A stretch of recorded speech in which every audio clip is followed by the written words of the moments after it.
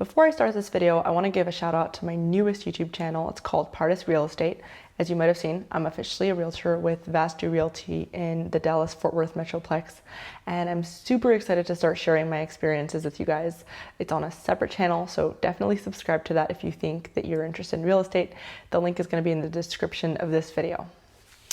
And now for this topic. I've been noticing a lot of people on social media lately talking about how they're feeling too depressed to even get themselves to do anything productive. And I decided to make this video because I know how you feel. I've struggled with depression for as long as I can remember, so I know a thing or two about pulling yourself out of a mental rut. By the way, unfortunately, when you reveal something like this about yourself, the response from those around you is often, well, in my scientific opinion, you have chronic depression probably caused by chemical imbalance, which requires you to see a psychiatrist so that maybe the psychiatrist can prescribe some meds that will balance your brain again. See, it's science. It's never going to get better without drugs from your doctor. So you just better accept your fate in life and just be happy with what you have, because you're feeling depressed and unmotivated right now. You're probably going to always be that way. So suck it up, buttercup. Well, dear scientists, I've got a few scientific opinions of my own, and they don't involve self-medicating and telling yourself that depression is an inherent part of your being. In fact, if you're one of those people who identifies depression as a part of your genetic makeup or your fate or who you are as a person, then you should definitely stop watching this video, because I promise what I'm about to tell you is going to make you mad. The fact is that depression is not who you are. You have the capacity to be happy. We're all humans, not robots.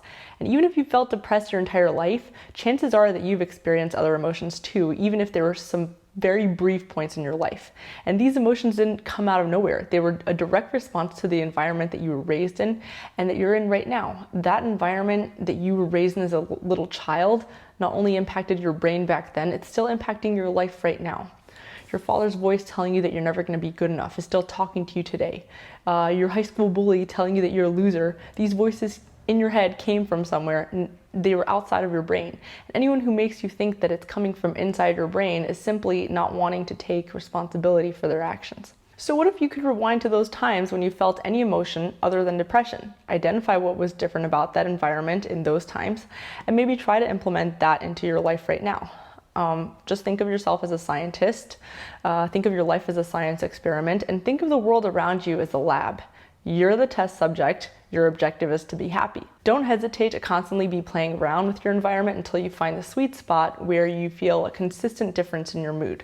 For example, for me, there were several times in my life when I felt much happier than I typically do, but it took me a while to consciously think about those times and identify what it was about that time and place that made me happier. Like many of you, I'm an empath, so I absorb the feelings and thoughts of the people around me. So when I'm around happy people, I'm immediately happier. And when I'm around sad people, I'm sadder. Twitter is a social media platform, for example, attracts a lot of anxious people. So whenever I get on Twitter, I'm feeling more anxious all of a sudden. So I know that when I'm more selective with the people that I surround myself with and whose art and words I consume, I'm feeling much more in control of who I want to be.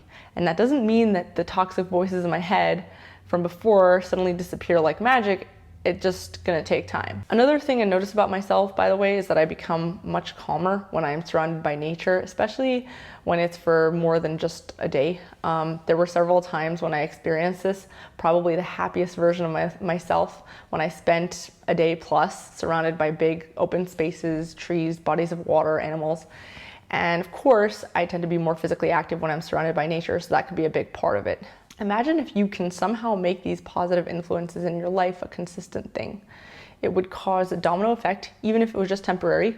You'd be training your brain to create your own positive chemicals and maybe even develop a mindset and personality from this continued happy state. There's no limit to how much you can improve when you just accept that that's possible, and you appoint yourself as the experimenter of your own life. Just remember to let this experiment go on for a while, because sometimes it takes a while to adjust to your new surroundings, and those toxic voices in your head might be really stubborn. I don't know if that was helpful. If you want like real examples, look at my life. There's so many things that I've been changing around constantly. Some people see it as a red flag that I'm constantly getting a new job, moving to a new place. You know, right now I live in Texas. I don't feel afraid to constantly change parts of my life in order to make it fit who I am, because I know that depression isn't who I am. And I know that it's not just me, because if you look around, look at the people who live in your city, look at the people who live in California, who live in Washington, D.C. People in those cities are actually depressed. Like, Washington, D.C. has the highest rate of mental illness in the country. Just look at the stats. Or even New York City, where the suicide rate is pretty high too. You know, higher than it should be. It's not like that in Texas. You can also fix your situation by moving to a place that makes you happier, like Texas. I'm not telling you to specifically move to Texas. If you do, you can use me as your realtor. That's my shameless plug, but you can go anywhere that makes you happier. There's endless places in the world that have what you need, and all you need to do is accept that you can be happier and find what those things that you need are.